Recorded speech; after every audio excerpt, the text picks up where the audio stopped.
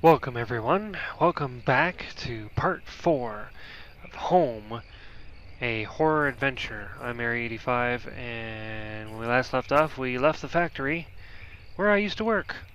And there was booze in my locker. Yay, booze. Booze.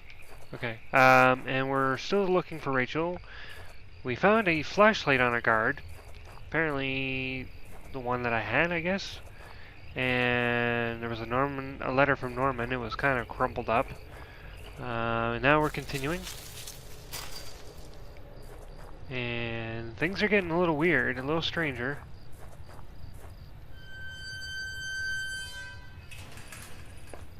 And yeah.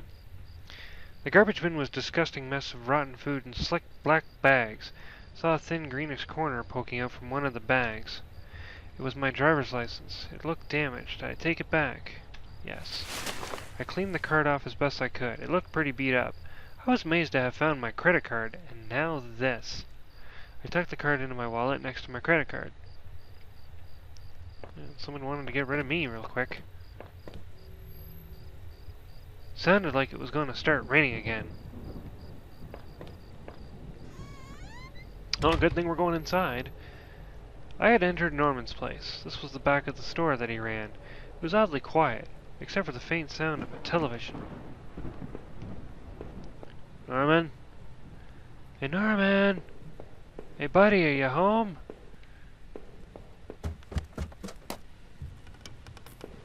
Norman?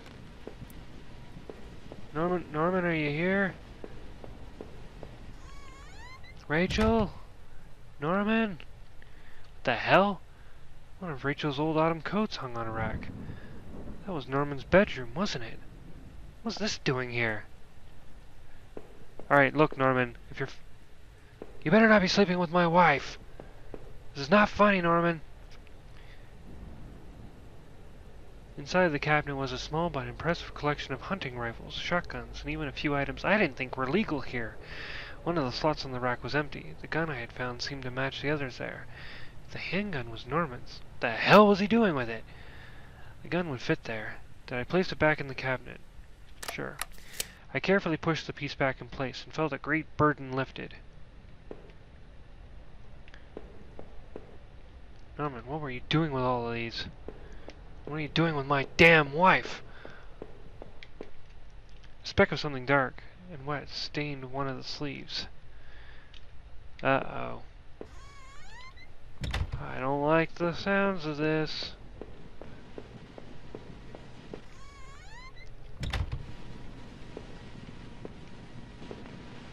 The TV still flickered some indecipherable channel. I couldn't make out what was on the screen, but that glow just gave me the chills. They're here. Oh no. I could not believe what I was seeing. Norman, my coworker and one of the few friends I had in this town, lay dead beside his armchair. His face and shirt were covered in blood.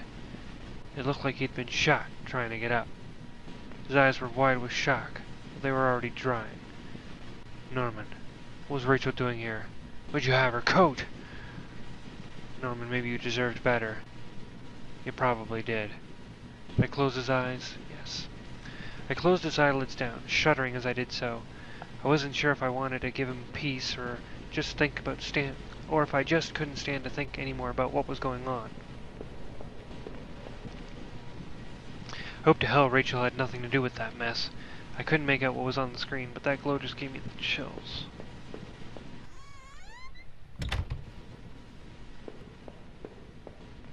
I guess this was Norman's kitchen table. He kept it clean enough, but there were water rings from 2 cups still there in the wood. The kitchen trash bin smelled fresh. I didn't dig through that mess, did I? Sure did. I found a hairpin amongst the rotting food and trash and pocketed it. Hairpin, eh?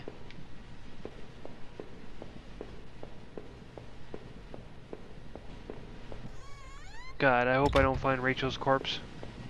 That would just suck. Doing all this traveling, all this work. Pardon me 1 second.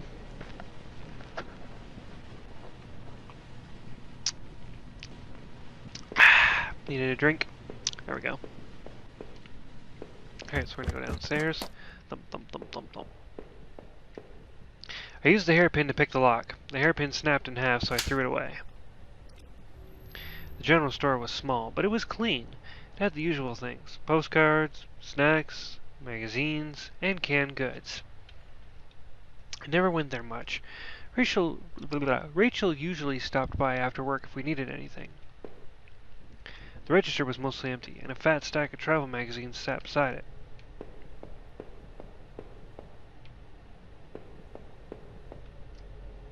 The icebox seemed to be unplugged. Must have been off for a while. Most of its contents were half melted. There were various postcards from the area, especially from tourist traps. One of the postcards showed an old black and white photo of the water tower. It looked to be in much better shape then. Interesting. Norman was dead, and I had no idea why. Was he involved in all this somehow? Was he just another victim? That gun I had found only seemed to complicate matters. It was such a relief to finally be rid of it. Man, the story is just getting more and more complicated. First, I thought maybe Norman would be, sleeping with my wife. Then we find that he's dead. Rachel's still missing. We found a dead security guard with the flashlight I was using, and Norman's gun, and wow. Wow. Home wasn't far off now, even though the rain was relentless. Just had to keep going. It was locked. This wasn't the right gate. The gate was locked tight. This wasn't my house. Oh, maybe not that one. Is it this one?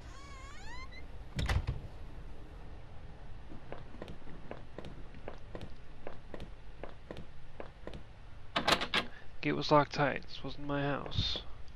The neighborhood's local postbox. The letter was sticking out as if someone hadn't pushed it all the way in. I knew it wasn't right, but did I look at the letter? No. I didn't touch the letter. I had more pressing concerns. I had to get home. Oh, I thought I was going to push it in. Alright, let's take a look at the letter.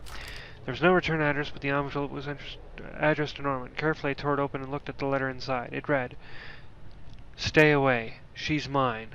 That was it. No signature, no other information. I had the wrong gate. This one was locked.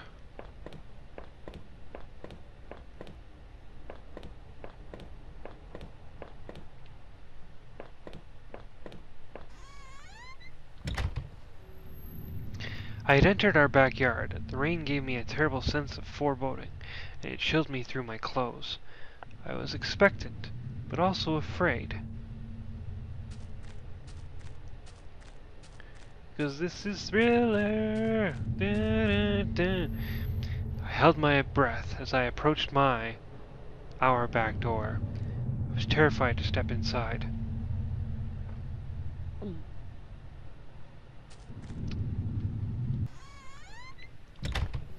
The house was painfully quiet. The only sound was my own breathing.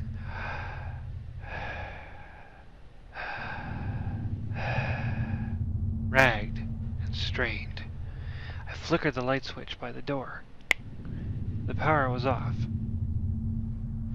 Honey! Honey, are you home? I remembered having breakfast here on this very table.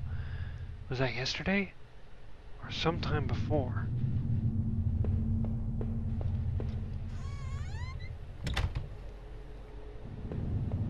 Stairs. There was a small pile of mail on the floor in front of the mail slot. How long I'd been away? Why hadn't Rachel picked this up? Most of the contents were bills. There was a credit card bill. Did I open it? The bill opened in red threads. My surprise is something about canceling my credit card due to non-payment. What the hell?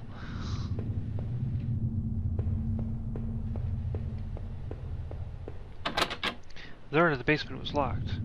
Where did I put the damn key? Maybe upstairs? The door was stuck shut. There was an old-fashioned keyhole underneath the handle. Can't even open a damn door in my own house? The hell? I had found the last missing piece from my wallet, the old photo of Rachel and I stared back at me, reminding me of better times. Didn't make me feel terribly comfortable. Did I keep it anyway? Sure. Placed the photo in my wallet, feeling like I got a part of my life back. Still, the image made me uneasy. Why'd I had thrown it away? Television. I had purchased it before I knew I was going to lose my job. I felt pretty guilty about it afterward, but by then it was too late. Every lamp looks like a gigantic condom. Maybe it's just me.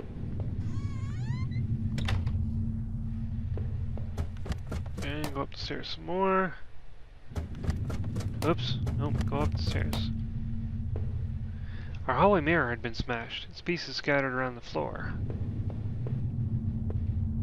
Okay, so there's a door there, stairs there. Let's go left. The books there were half mine, half Rachel's. Hey, now that I looked at it more closely, it looked like the man in that house had some of the same books I did. There was a suitcase on the bed. It was Rachel's. I remember from that trip we took out west. Did I open the suitcase? Yes. I wasn't sure what to make of the suitcase contents. Inside were a few days' worth of clothes, some toiletries, and a train ticket. Where was she planning to go? I think I'm crazy. I think I killed Norman.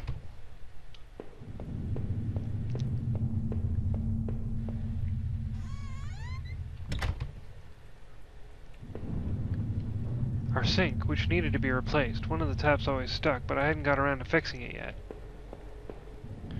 We were lucky enough to get a house with one of those wonderful old claw-footed bathtubs. Alright, well, there's nothing in here. I guess we'll proceed.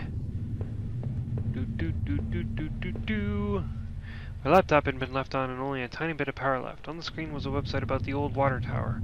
There was a key in the top drawer of my desk. Did I take it? Yes. I pocketed the key. Alright, we got a key.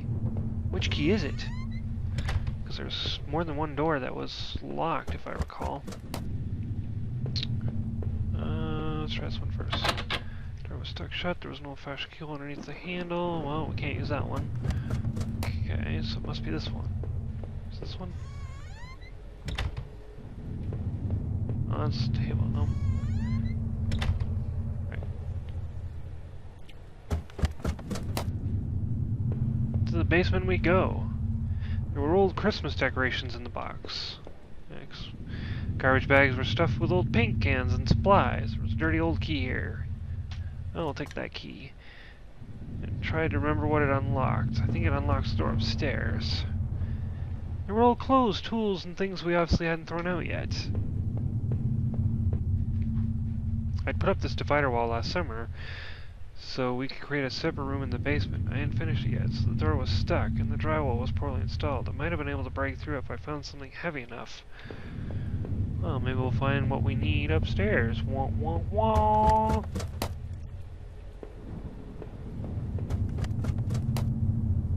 Alright, let's try this. The grimy key I'd found in the basement unlocked the door. Click! It looked like the room had been tossed around. The furniture was a mess. Did somebody break in here?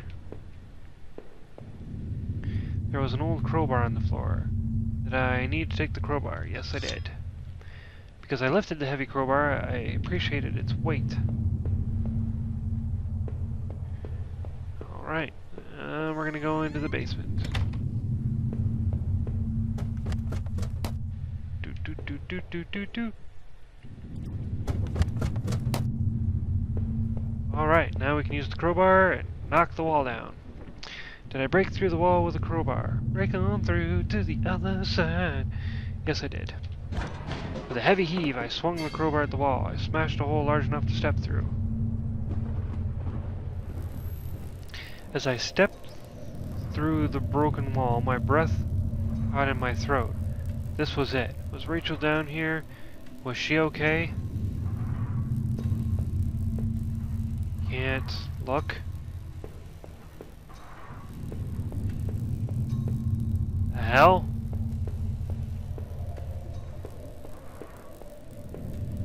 Can't look. A filthy-looking pile of rags had been dumped in the corner. The stench of them was awful and made my eyes water. I was terrified to even touch the pile to see what lay within, but I knew I had to. I had come this far. After all this searching, after all I had seen, when I looked within the rags, did I finally find my Rachel? Yes. And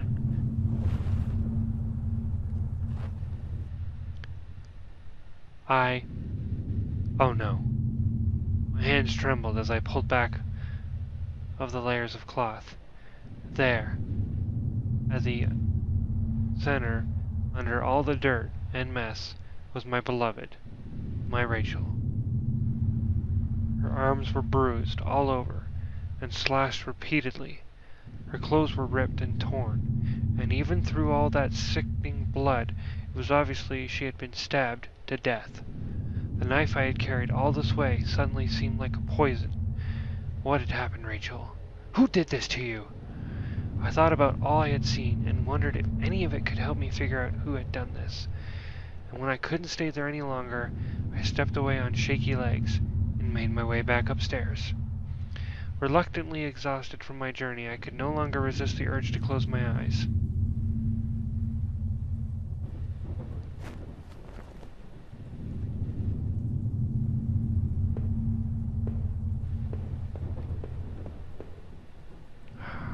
Rachel's dead. Who killed her? Me? Maybe I would use some of Rachel's travel books and find some place to go. It was my wallet with its contents intact. Either I dropped that stuff or somebody else did. Maybe I was sleepwalking again. Maybe somebody stole it from me. Norman's store, that forest, the water tower. Was I at those places before? I didn't see how it could have happened any other way. I must have been the one to lose my wallet and its contents. What does that mean? It means I'm guilty of murder. This was the old photo of that other man and his wife. I assumed I found it in that house. I recalled those faded remains I had found deep underneath his house. What had he done there? Well, what did I think? Was that man involved in this whole mess somehow? Yes. Definitely. Those tunnels, the odd tools in his house, and the remains of his wife. He wasn't innocent, that's for sure. Within the few broken pieces that remained of the mirror, I could see my face had grown pale and weak. I couldn't bear to look again. It was like I didn't actually expect a reflection. I felt empty and drained.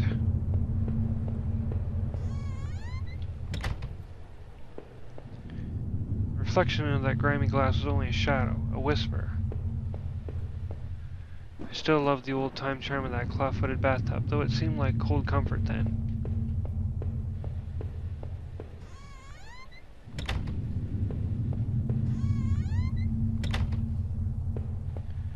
It was the keycard I found in the factory, the one that allowed me to slip through that door.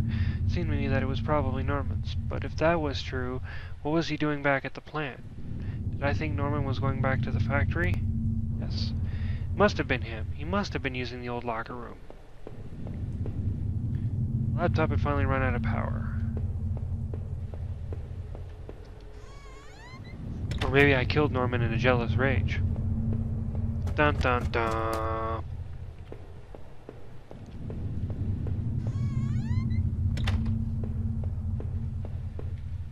My old office safe sat on the floor. It used a digital passcode lock. Did I try to open it? Yes. Safe used an 8-digit code. What was that damn code again? 1, 2, 3, 4, 5, 6, 7, 8. That wasn't it. Damn, I couldn't remember. Oh, something had leafed through the notebook had taken from the forest. In it there were names that had been written down. Heather, Olivia, Ashley, Cheryl, Iris, Daphne, Holly, Rose, Rachel. I recalled the names I saw scratched out on that old desk deep within those nasty tunnels. Was the man in that house really up to something? Or am I just a serial killer? Wah, wah, wah, wow. It's gonna be one of my longer videos because I feel like we're near the end of the game, so I'm trying to get through it. Going to the basement. What we got down here? Mail still sat there, heaped on the floor. How long had Rachel been lying in the basement? I couldn't leave, not now, until I thought about this some more. I needed some answers. we're gonna try and get those answers.